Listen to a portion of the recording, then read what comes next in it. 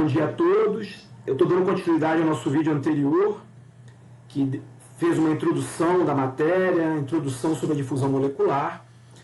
E agora, para a gente começar a pensar em fazer uma tradução matemática desses fenômenos, eu preciso organizar com vocês a simbologia e a definição de algumas grandezas que surgem nas equações da modelagem de transferência de massa, né? A gente comentou um pouquinho sobre o volume de controle, fez um paralelo com os outros fenômenos, e eu discuti com vocês que a gente vai trabalhar com uma equação diferencial, cuja variável dependente é a concentração, a variável independente é a temperatura e a posição. A temperatura não, gente. Tempo e a posição. Bom, para chegar na equação final, dependendo só dessas variáveis, a gente vai aparecer fluxo de massa. Então a gente precisa definir fluxo. Para relacionar fluxo com concentração, vai aparecer velocidade. Então eu preciso definir velocidade com vocês. Então, a ideia hoje é a gente consolidar isso e também consolidar os termos, né, os fatores que afetam o fluxo. Então, rapidamente, aqui não tem nada de novo, definição de concentração. Concentração mássica, o símbolo que eu vou usar é o ρI, tá? Que é massa da espécie por unidade de volume. Para diferenciar concentração mássica de massa específica, porque o ρ vocês costumam usar muito para representar massa específica, né? Massa específica do componente puro, eu vou manter a simbologia ρI, mas vai ter um subscrito zero em cima do símbolo. Toda vez que tiver um sobrescrito zero, é porque eu estou falando do componente puro, então aí não é concentração, é massa específica do componente I. Quando ele estiver em mistura, novamente, em base mássica, vou usar o ρ, e o I vai representar que componente que eu estou usando. Massa, então, concentração massa por volume. Em quantidade de matéria, nas notas de aula, não sei se eu estava usando C maiúsculo ou C minúsculo, mas vai ser o C que eu vou usar, tá? E o I vai ser indicar qual é o componente, qual é a substância que eu estou falando. Se tiver um zerinho aqui, é nada mais, nada menos que o ρ zero dividido pela massa específica. Pela massa molar, desculpa. É a massa específica dividida pela massa molar. Bom, definição de fração mássica é massa do componente I na solução por massa total de solução. Como está todo mundo no mesmo volume, que é o volume total da mistura, eu posso também definir fração mássica como ρI, concentração do componente I na solução, dividido pelo ρ total da mistura. O que é esse ρ total da mistura? Eu vou pegar uma amostra da mistura, né? Colocar essa amostra num lugar onde eu tenho aferido o volume com uma precisão muito boa, por exemplo, um piquinômetro, e medir a massa dessa mistura numa balança. Então, a massa da mistura pelo volume ocupado pela mistura é o ρ da mistura, que a gente vai chamar de concentração total da mistura em base mássica. Tá? Massa total. Então, a razão do ρI pelo ρ vai me dar a fração mássica. Bom, se eu somar o ρI de todos os componentes da mistura, aqui R aqui representa o número de componentes, que eu usei o símbolo NC nas nossas notas de aula, né, na nossa apostila, eu vou estar o quê? Todos os ρs vão estar sobre o mesmo denominador, que é o volume total da mistura. Então vai ficar massa do primeiro, mais massa do segundo, mais massa do terceiro, somando a massa de todos da massa total. Como embaixo no denominador o volume total, né, esse somatório vai me dar aqui o próprio ρ. Então quem é o ρ é o somatório de ρI sobre todos os componentes da mistura. E o análogo para a fração molar. Vai ser CI sobre C, e onde o C total pode ser obtido pela soma dos Cs individuais. Alguma dúvida? Seguindo então. É importante também, gente, a gente definir aqui a massa molar média da mistura, né? A massa molar média da mistura, ela é importante para levar, por exemplo, ó, a concentração mássica para a concentração molar total. Como é que eu faço isso? Concentração molar total é a concentração mássica total da mistura pela massa molar média. Assim como a concentração individual do componente I molar é a concentração individual do componente I mássico pela massa molar individual do componente. Então, o que é esse M aqui? Esse M pode ser obtido de duas formas. Uma média ponderada pela fração molar ou uma média racional pela fração mássica. Tá? Uma das tarefas que eu gostaria que vocês fizessem é provar que essa igualdade aqui é igual a essa igualdade aqui. Tá? É uma das tarefas que eu gostaria que vocês cumprissem de forma assíncrona. Muito bem. Alguma dúvida sobre massa molar média e os símbolos que nós vamos adotar para as concentrações e frações molares e mássicas? Seguindo. Bom, a partir dessas definições, a gente vai precisar também definir velocidades médias. Mas para a gente entender velocidade média, a gente precisa entender velocidade absoluta de cada molécula. É diferente do conceito de velocidade lá, que vocês viram na mecânica dos fluidos, lá em fenômenos 1, mas elas estão diretamente associadas. A velocidade que aparece na equação do movimento é uma velocidade média. É uma velocidade média. Porque ali é a velocidade do fluido, seja ele puro, seja ele mistura. Mas quando você tem um escoamento de uma mistura, não necessariamente as velocidades individuais são iguais. Né? Na ausência de escoamento, mas na presença de gradientes de potencial químico, né, você vai ter o não escoamento da mistura, efetualmente, mas você vai ter velocidades individuais de cada componente. Quando eu falo velocidade absoluta, gente, tem um conceito importante que é o conceito de referencial. Porque como velocidade é um vetor, uma grandeza vetorial, eu tenho que sempre associar o vetor a um sistema de coordenadas. E eu tenho que fixar esse sistema de coordenadas em algum lugar.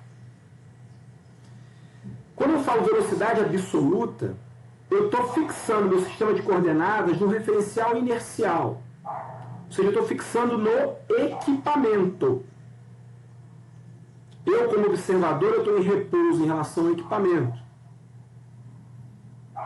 Então, eu estou referenciando no equipamento. Bom, o referencial inercial a gente usa quando está em repouso em relação à Terra, né? Então, a maioria dos equipamentos, somente em situações onshore, os equipamentos estão em repouso em relação à Terra. Então, esse é o referencial que eu estou falando quando eu trato de velocidades absolutas.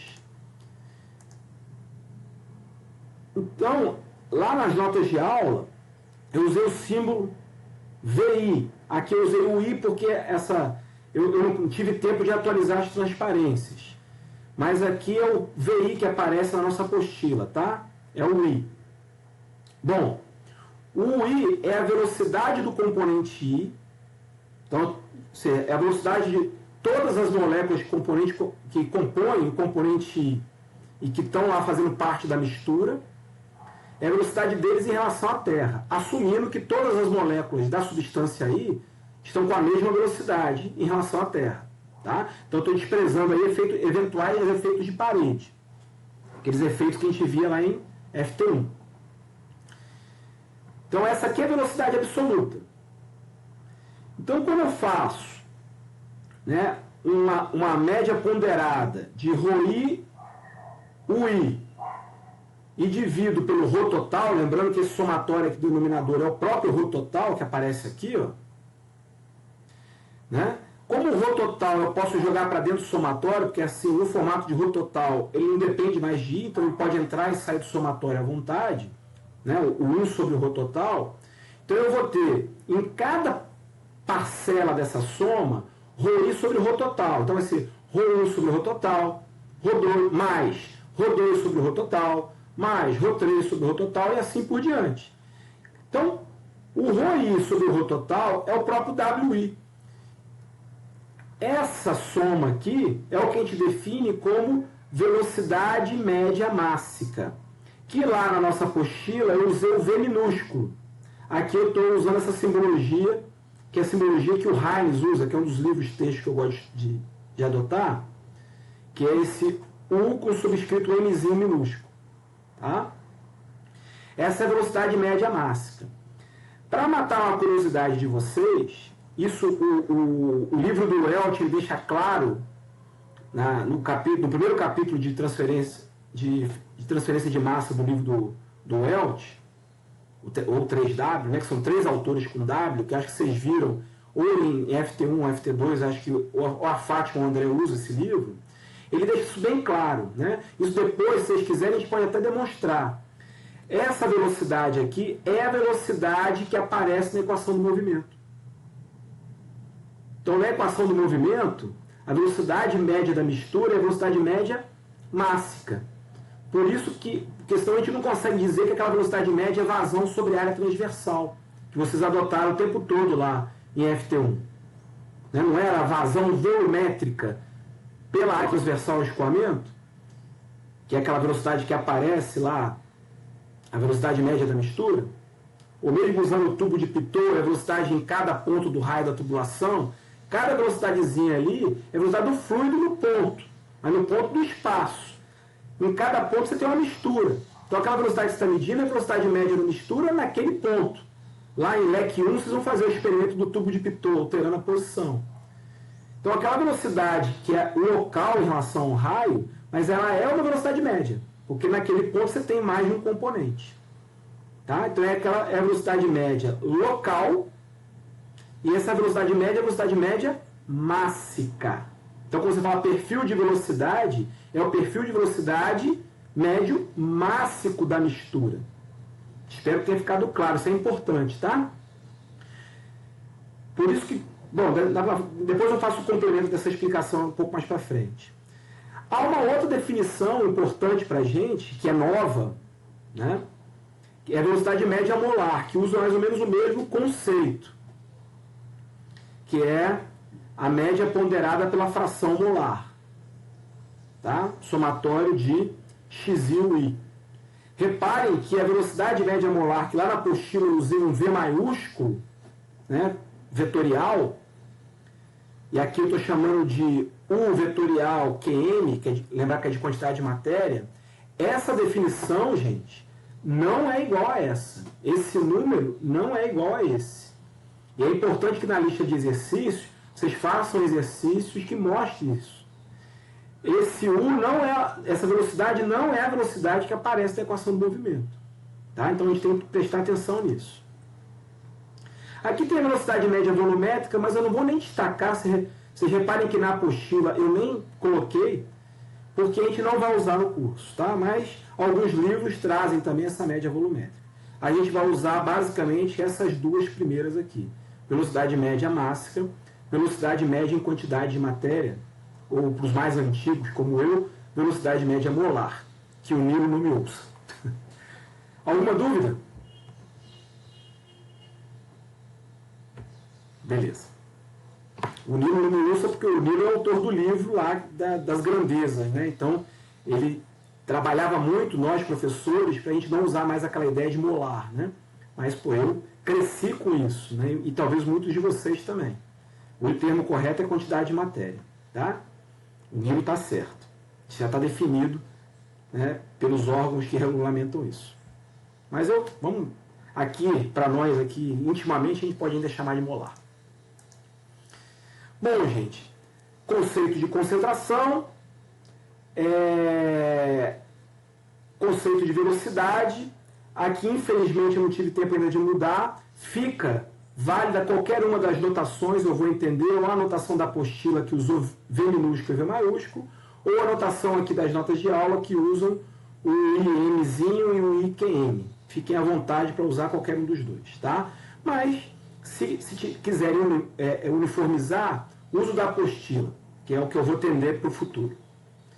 Bom, e agora vem a grandeza, né? Assim como nos outros fenômenos de transporte, a gente precisa definir fluxo, aqui não vai ser diferente. O fluxo de massa, né? Sempre que há transferência de massa, deseja prever a quantidade de uma certa espécie química que atravessa as fronteiras de uma região de observação ou as fronteiras de um contínuo, se for transferência entre fases, que é muito importante em equipamento de separação, né? Eu tenho uma fase líquida, uma fase gasosa, localmente eu vou estar sempre preocupado na transferência que cruza a interface de fase, ou se eu tiver um equipamento, né, eu quero saber o quanto de membrana, o quanto está saindo da corrente alimentada e está cruzando a membrana, então eu estou sempre preocupado em dimensionar a quantidade de uma certa espécie química que atravessa uma fronteira, pode ser uma fronteira de fase ou a saída de um determinado equipamento, ou a fronteira de um catalisador, onde vai ocorrer uma reação, né? E fronteira lembra o que para a gente? Fronteira lembra área, né? Área de contato, área de fronteira. E eu quero saber quanto que cruza essa determinada fronteira, essa determinada área, por intervalo de tempo, entrando ou saindo do meu contínuo, né? Do meu contínuo representado pela minha região de observação, região de interesse. Né? E esse contínuo é o que eu quero saber o que está acontecendo. O que eu quero saber desse contínuo de transferência de massa? Né? Eu quero saber o quanto está transferindo, mas eventualmente eu quero saber como é que está o gradiente de concentração nesse contínuo. Como que a concentração varia no espaço?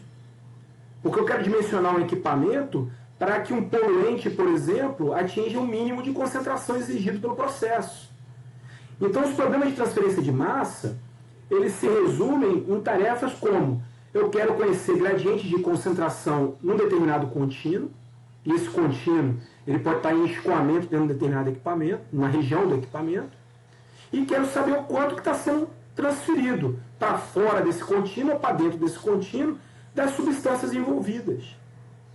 Então, basicamente, moçada, toda essa disciplina é para a gente buscar estratégias de modelagem para essas duas tarefas.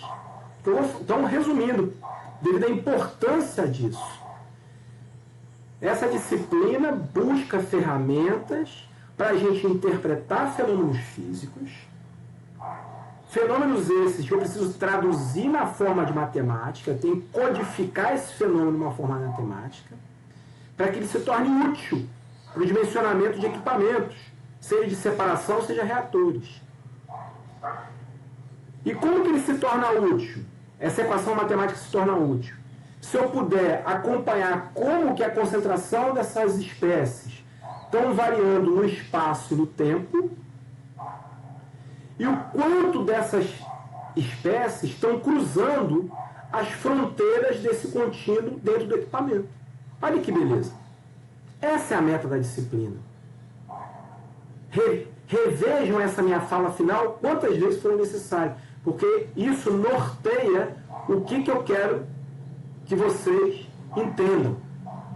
Né? O que eu quero de vocês quando vocês estiverem lendo um artigo que envolve transferência de massa, quando estiverem envolvidos num projeto de equipamento que envolve transferência de massa. Isso fica muito claro, por exemplo, em cálculo de reatores, quando vocês estão dimensionando o PFR. Até mesmo o CSTR. Ou até mesmo batelada de mistura perfeita, que aí a posição não é importante, mas o tempo é importante. Tomara que eu tenha sido claro pela importância dessa mensagem. Então, dessa forma, se conhecemos as dimensões da região de observação, né, a região onde está o contínuo está sofrendo um fenômeno de transferência de massa, poderemos prever como a população de espécies, de uma determinada espécie química, ou de todas as espécies químicas, varia ao longo da região, perfis de concentração. Ou do tempo, né? Perfis transientes de concentração. Né? Claro que se houver transformação dentro dessa região, dentro desse contínuo, representado aí por uma reação química, ou por algum fenômeno que remove ou fornece espécies químicas para esse contínuo, eu tenho que incorporar isso no meu modelo, mas isso a gente vai falar mais tarde. Então, o fluxo fica definido como a quantidade que é transferida, ou a quantidade que cruza uma determinada fronteira, uma determinada área. Essa área ela está fixada no referencial inercial, por enquanto, num determinado intervalo de tempo. Então, com essa definição, como eu estou fixando essa área na Terra ou no equipamento, ou seja, no referencial inercial, eu vou chamar isso de fluxo total da espécie I. Se essa quantidade for representada por massa, esse fluxo total, eu vou botar o símbolo N minúsculo. É uma grandeza vetorial, que tem direção e sentido, do componente I.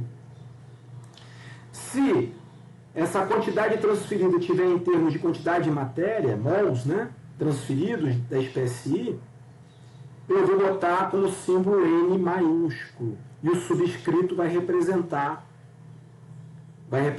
que espécie química.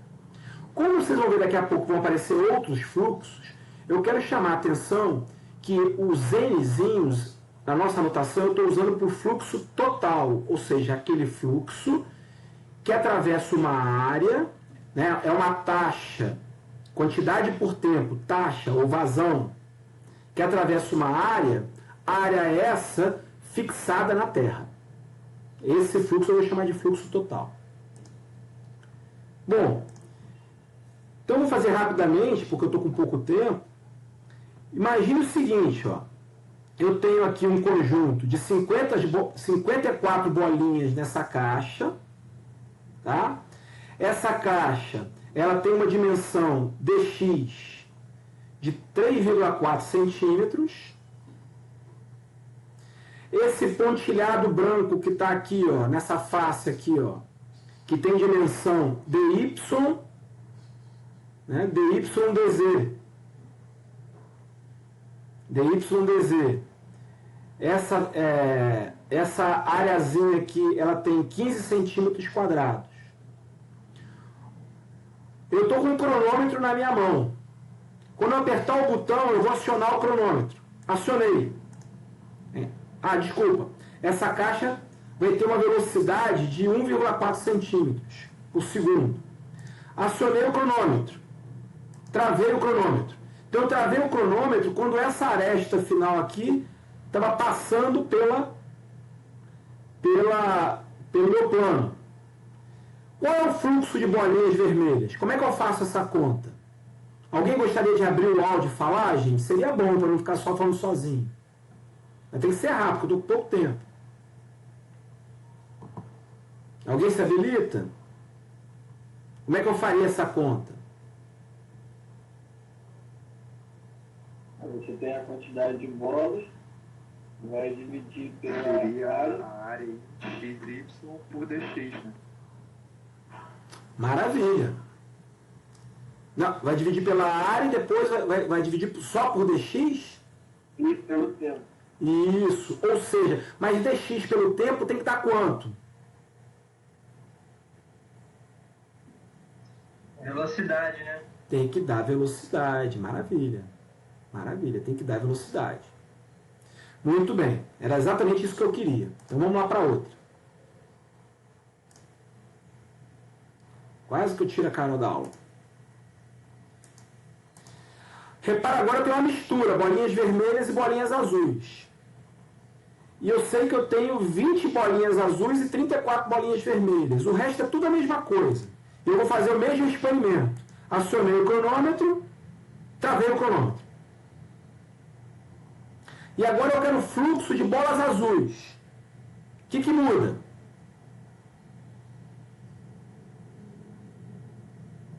Quem arrisca?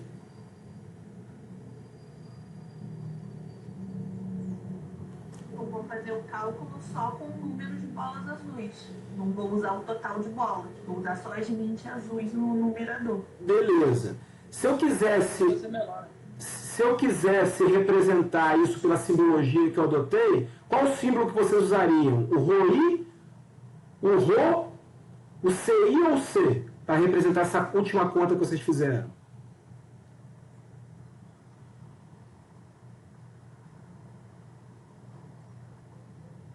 O CI, né? Perfeito. Por quê? Porque a gente está fazendo o cálculo em número. Não é em massa. Repara que não é molar ainda, é em número, né? Eu teria que dividir pelo número de Avogadro para chegar em molar, mas o seu raciocínio foi perfeito, Carol. Muito obrigado.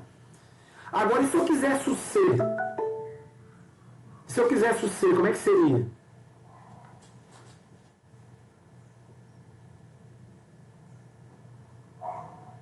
O C não, desculpa. O N total, né? O fluxo total. Não só o fluxo de bolinhas azuis. Eu ia ter que usar o número total de bolas, o 54. Perfeito? Certo. E se eu quiser só de bolinhas vermelhas, eu teria que usar o 34. Repara que o fluxo global da mistura, ainda em relação ao referencial inercial, que seria uma simbologia M sem subscrito, ele é a soma do N azul mais N vermelho. Ou seja, o fluxo global da mistura é a soma dos fluxos individuais. Olha que conceito interessante. Gente, vocês me dão mais 10 minutinhos? É possível? Sim. Sim. Obrigado. Obrigado. Bom, agora eu sei que tem bolinhas azuis e vermelhas aí, só que eu não estou enxergando. Porque a mistura é homogênea. E essas bolinhas agora estão numa escala que eu não enxergo mais. Eu não consigo mais contar. Mas eu peguei uma amostra e joguei num colorímetro. E aí no colorímetro ele falou que, olha, 40% da tua caixa é de bola azul. É azul. E os outros 60% é vermelho. Certo? Então, eu tenho... E como eu tenho o volume disso aí, eu posso falar que eu tenho 0,4 bolas azuis por centímetro cúbico de caixa. Então eu tenho 0,4 bolas azuis por centímetro de caixa. Certo? E vou fazer o mesmo experimento. Acionei o cronômetro, travei o cronômetro. E aí? Como é que eu calculo o fluxo de bolas azuis?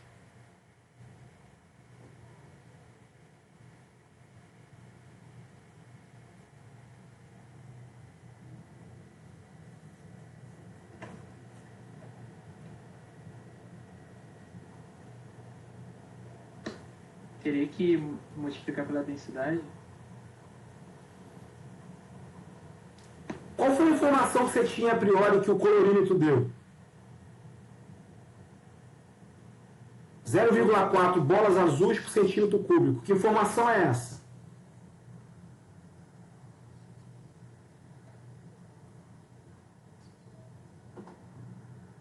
É o ROI, né? Esse aí. Ou CI, né? Acho que está mais próximo do CI porque é em número. Ah, isso. Se eu dividir pelo número de Avogadro, eu vou ter o CI, né? É o CI. Então, é concentração. Número de moléculas por volume. Multiplique isso pela velocidade 1.4. O que dá? A velocidade na direção x, né? Como a área é perpendicular ao eixo x, então é exatamente o que eu quero calcular. O fluxo na direção x.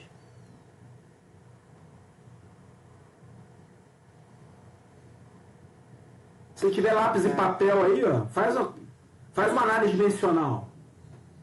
Da quantidade por área por tempo. Vai dar o fluxo. Vai dar o fluxo de quem? Tem que avisar de quem que é. Fluxo do azul. De bolas azuis em relação ao referencial inercial. Para não ficar repetindo isso várias vezes, chama de fluxo total. Tá? Fluxo total eu vou entender que é em relação ao referencial inercial. Então a gente observou exatamente isso. Vou aqui mais rapidamente. Ó. O fluxo é a concentração vezes a velocidade absoluta. O fluxo total do componente I é a concentração do componente I vezes a velocidade absoluta. O fluxo em quantidade de matéria, o fluxo molar do componente I, é a concentração molar do componente I vezes a velocidade absoluta. Então essa é a primeira definição importante, né? Agora olha só, gente. Imaginem que eu tenho um escoamento de uma mistura. Tá roxinho, que é a mistura de vermelho com azul, né? Eu tenho um escoamento de uma mistura nessa tubulação aqui retangular, nesse sentido. E aqui na tubulação amarela, eu tenho aqui um solvente amarelo subindo em contracorrente. Aqui marcado de vermelho, aqui, essa caixinha vermelha entre os dois, é como se fosse uma membrana seletiva. Certo? Uma membrana seletiva. Bom, o que vocês observaram? Repara que o tempo todo está descendo corrente. Repara que mudou de cor, né?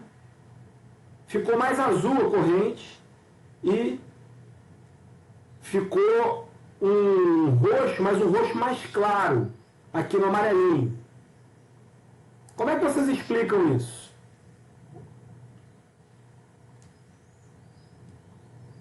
Pena que a aula acabou. Eu vou ter que explicar para vocês. Mas vai pensando aí junto comigo. Até chegar na membrana, isso aqui era uma tubulação, então não tinha superfície ativa. A membrana, ela cria uma interface de fase. Então, as bolinhas azuis e vermelhas, elas vão ter um equilíbrio de fase aqui nesse plano de contato e vai ter uma população em equilíbrio aqui pelo lado da membrana. Como esse lado aqui está passando a corrente fresca do fluido amarelo, não tem bolinha vermelha e azul. Então, o que eu criei ao longo da membrana? Um gradiente de concentração de bolinhas vermelhas e bolinhas azuis. Né? Imaginando que o fluido amarelo ele não solubiliza, a membrana não gosta do fluido amarelo que está correndo aqui. Solubiliza negligenciável a quantidade de fluido amarelo que entra na membrana. A membrana é uma terceira espécie. Ela é mais um componente. Então eu criei um gradiente de concentração num contínuo. Então a membrana forma um contínuo sólido, onde eu reconheço dentro da membrana um gradiente de concentração. E o que a gente observou? A gente observou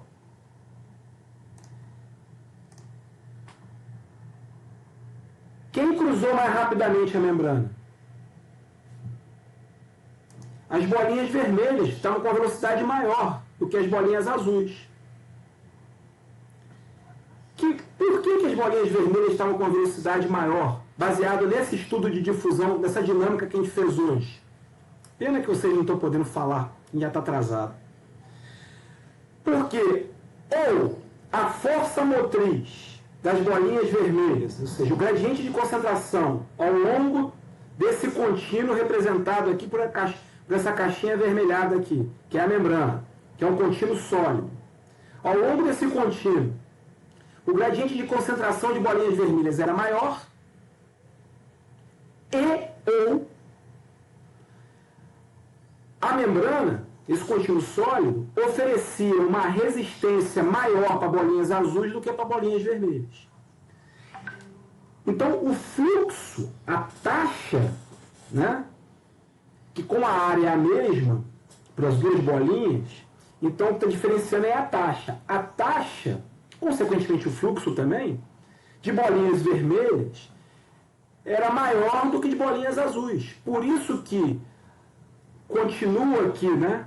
O escoamento continua, e aí a quantidade desse escoamento que não cruzou a membrana ficou mais rica na bolinha que passa menos, que são as bolinhas azuis. Por isso que ela ficou mais rica de azul.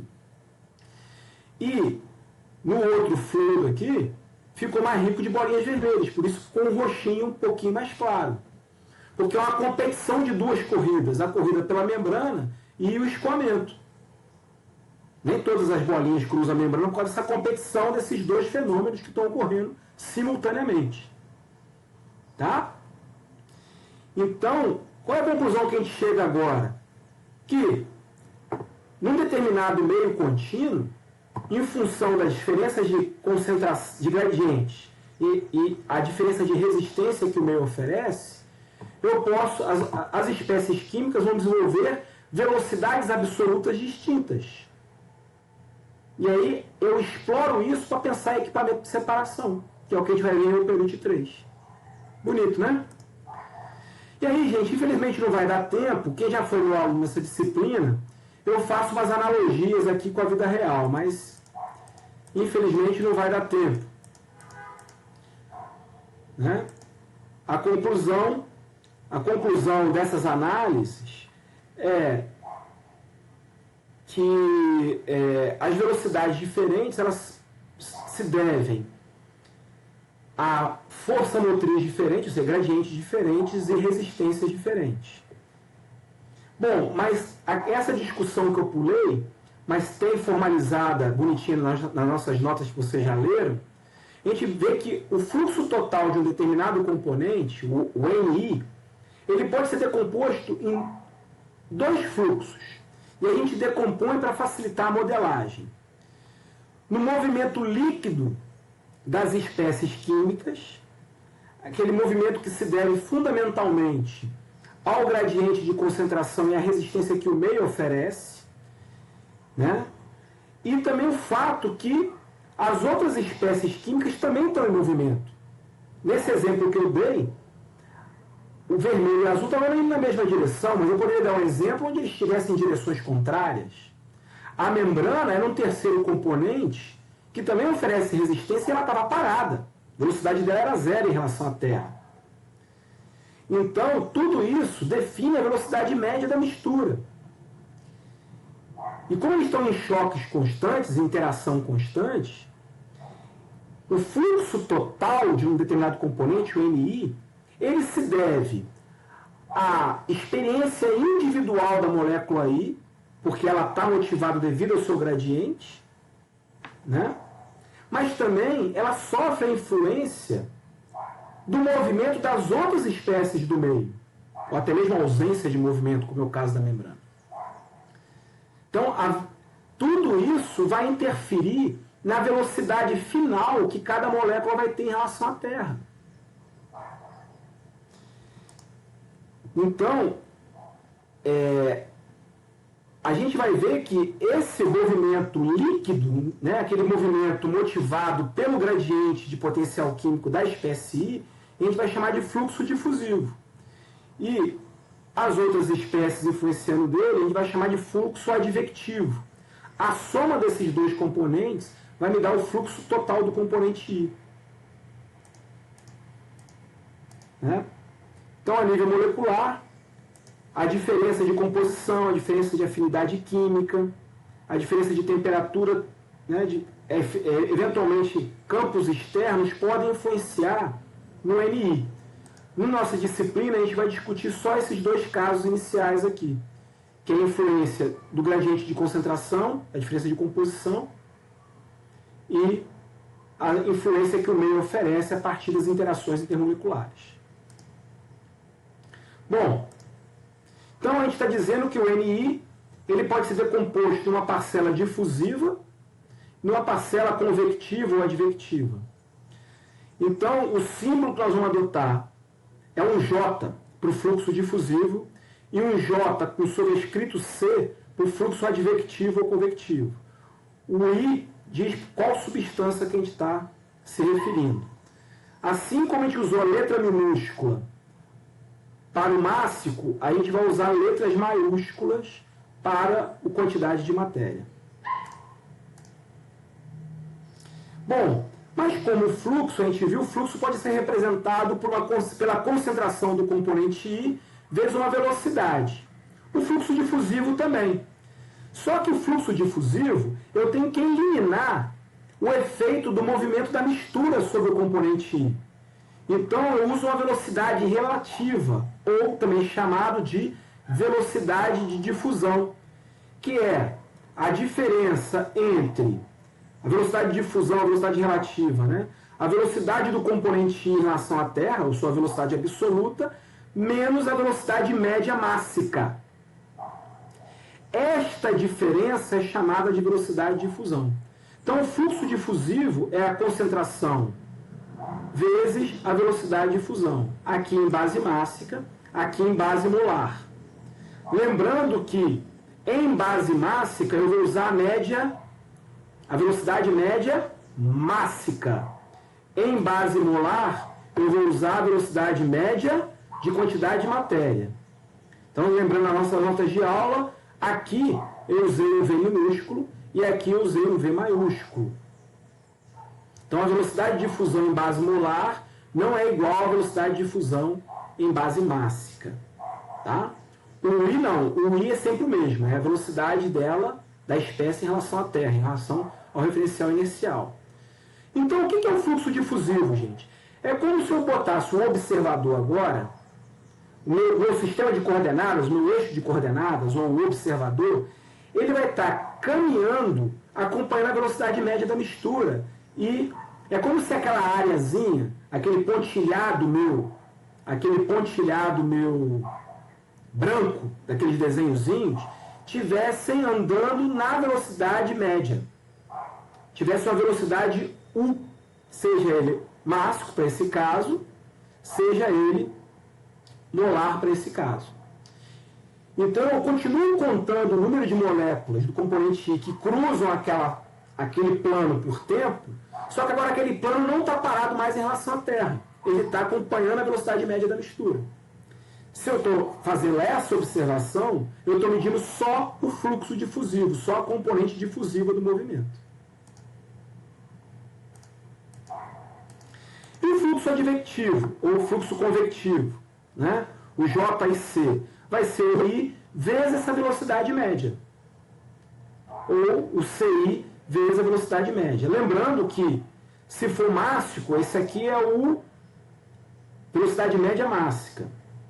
Se for molar, vai ser velocidade média molar. Nas nossas notas é o V minúsculo e esse é o V maiúsculo.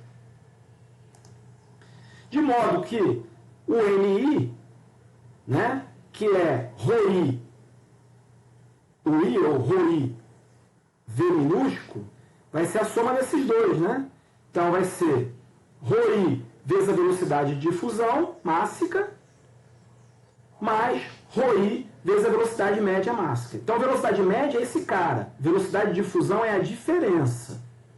Vocês erraram isso. Muitos de vocês bobearam isso lá no formulário lá que a gente fez, tá? Agora, se vocês colocarem em evidência que vai ficar ρI menos ρI mais ρI. Então, se cancela os dois termos, então a gente volta à definição de NI ou NJ, é ρJ ou J. Fala, Luiz. Alguém gostaria de fazer uma pergunta? Muito bem. Repara que, se eu substituir a definição de velocidade média mássica, velocidade média mássica não é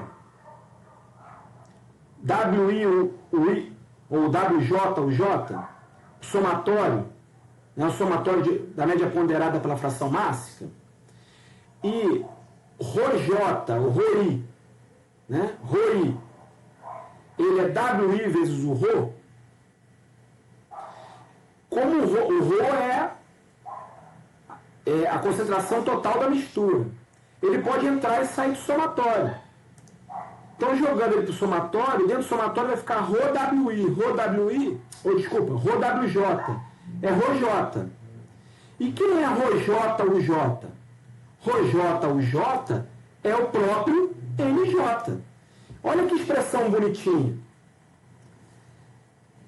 O fluxo total do componente I é seu fluxo difusivo, mais a sua fração mássica e o somatório de todos os fluxos individuais, ou seja, o fluxo global da mistura.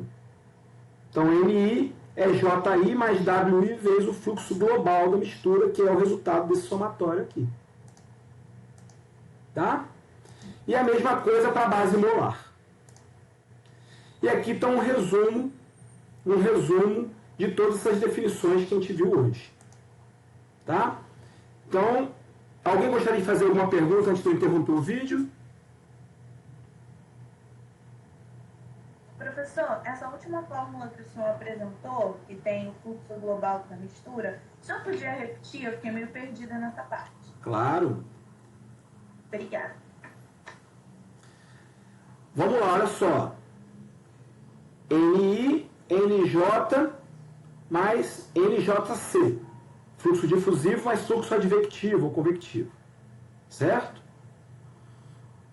E repara que as definições de J e J e C estão aqui respeitadas, e ao fazer essa soma, eu respeito também a definição do fluxo total, que é o N, que é aquela definição que a gente viu antes. Então está tudo respeitado aqui.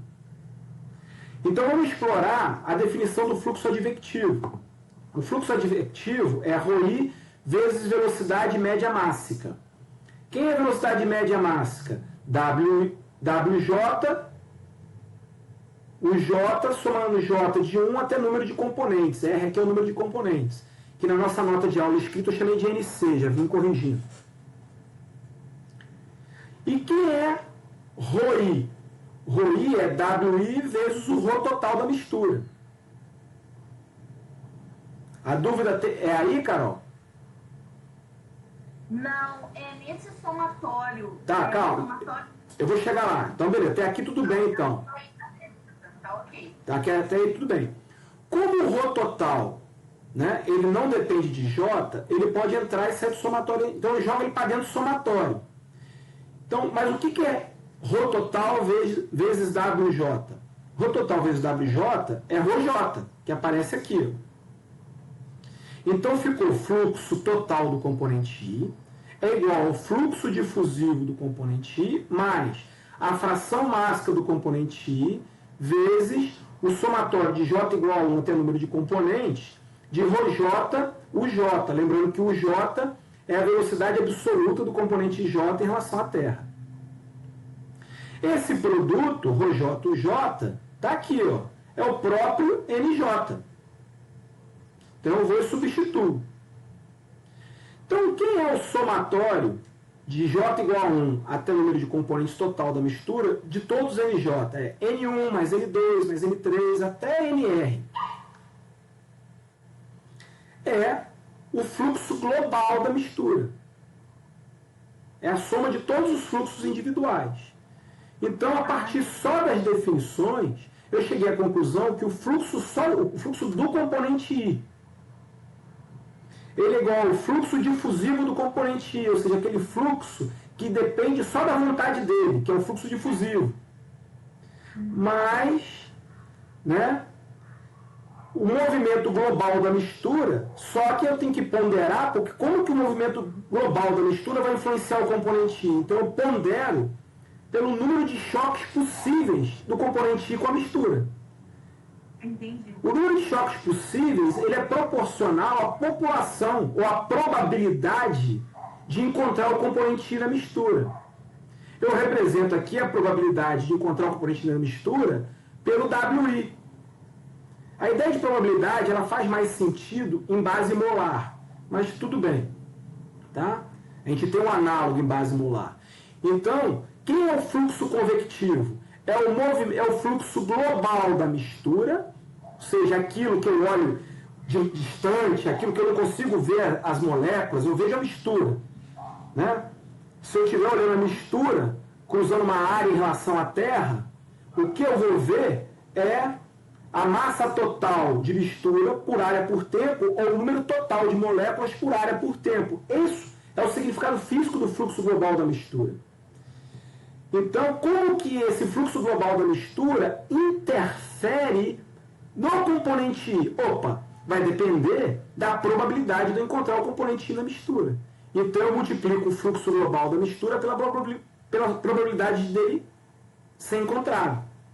E aí, essa é a ideia do fluxo advectivo. Fluxo advectivo é como que o fluxo global da mistura interfere no movimento do componente I.